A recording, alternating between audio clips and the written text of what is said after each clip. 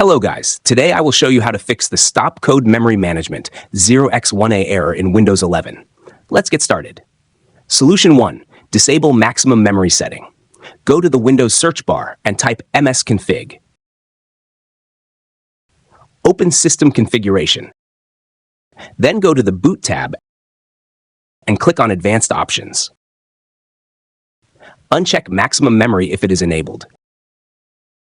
Click OK. Then apply and OK again. Restart your computer and check if the problem is fixed. Solution 2. Run Windows Memory Diagnostic. Open the search bar and type Run.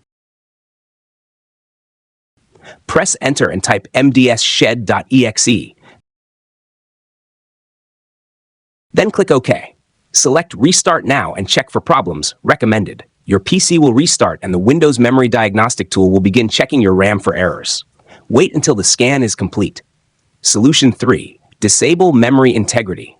Open Windows Security and scroll down to Device Security. Click Core Isolation Details and turn off Memory Integrity. After that, restart your computer. Solution 4. Update or roll back GPU drivers. Open Device Manager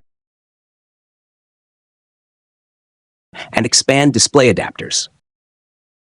Right-click your graphics card and select Properties. Open the Driver tab and check the driver version and date. If an update is available, update your graphics driver. If the issue started after updating the driver, click Rollback Driver and follow the instructions. That's it. If this video helped you, please like and subscribe. Thanks for watching.